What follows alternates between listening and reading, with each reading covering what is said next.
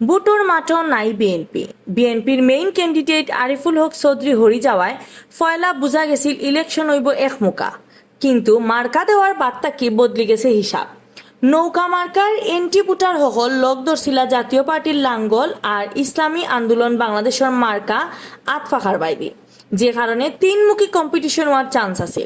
কিন্তু বরিশালও মুফতি ফয়জুল করিমর উফরে হামলার ঘটনায় সিলেট আর রাজশাহীত ইসলামী আন্দোলন নির্বাচন বয়কটর এলান দেওয়ায় সিলেটও আরম্ভ হয়েছে নয়া হিসাব। ইসলামী আন্দোলনের ক্যান্ডিডেট হাফেজ মৌলানা মাহমুদুল হাসান হরি যাওয়ায় আতফাখার বুট কুনবাইদি যাইব এখন ও হিসাবও চলের ফুরাটাউন। গেছে সিটি ইলেকশনও সিলেটও ইসলামী আন্দোলন বাংলাদেশে মেয়র পদে ক্যান্ডিডেট দিলেও ই দল আছিল মাতখতার বাইরে। ইলেকশনও দলর ক্যান্ডিডেট ডাক্তার মোয়াজ্জেম হোসেন ফয়সলা তুরা বুট, কিন্তু ইফিরা বিএনপি ছাড়া ইলেকশনের বুটর মাঠও শক্ত জায়গা করিলাইছে ইসলামী আন্দোলনের ক্যান্ডিডেট হাফেজ মৌলানা মাহমুদুল হাসানে। বিয়ান তাকি হেসাইট পর্যন্ত নেতাকর্মী তরে লইয়া তাই সিলেট টাউন চক্কর দিছেন, যে কারণে মোটামুটি মানুষের সমর্থন বানাই লিতা পারছিলা তাই। আওয়ামী লীগের ক্যান্ডিডেট আনোয়ারুজ্জামান চৌধুরী আর জাতীয় পার্টির নজরুল ইসলাম বাবুলর লগে তাল মিলাইয়াও ক্যানভাস চালাইরা। রাজনীতির জ্ঞানীগুণী মানুষের মতে সিলেট ও জাতীয় পার্টি আর ইসলামী আন্দোলনের সাংগঠনিক অবস্থা তেমন একটা শক্তিশালী নাই। সিটি কর্পোরেশনের 42টা ওয়ার্ডের মাঝে বেশিরভাগ ওয়ার্ডেরও তার কোনো কমিটি নাই। কমিটি না থাকলেও দুইও দলের ক্যান্ডিডেট নাও মার্কার ক্যান্ডিডেটের লগে শক্ত কম্পিটিশন জমাই দিছলা।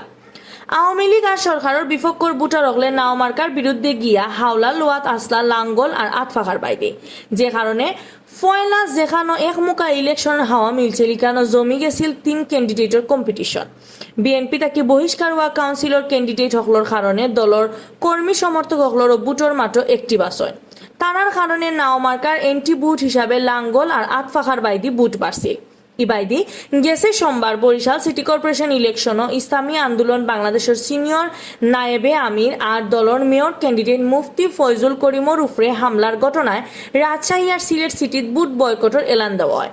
এর বাদে সোমবার রায় সংবাদ সম্মেলন ডাকিয়া ইসলামী আন্দোলনের ক্যান্ডিডেট হাফেজ মৌলানা মাহমুদুল হাসানেও ইলেকশন বয়কটের এলান দিছেন।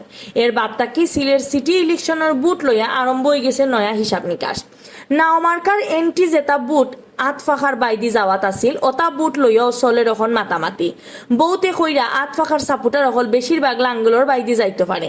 বহুতে মনে করা মৌলানা মাহমুদুলর বয়কটর কারণে ইলেকশনের বুট কমব।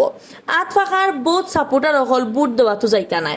আতফাখার বুটার হলরে টানতে পারলে ইলেকশনও গুট্টা মারার চান্স আছে জাতীয় পার্টি ক্যান্ডিডেট নজরুল ইসলাম বাবুলর ওলান মাতু বহুতে মাত্রা।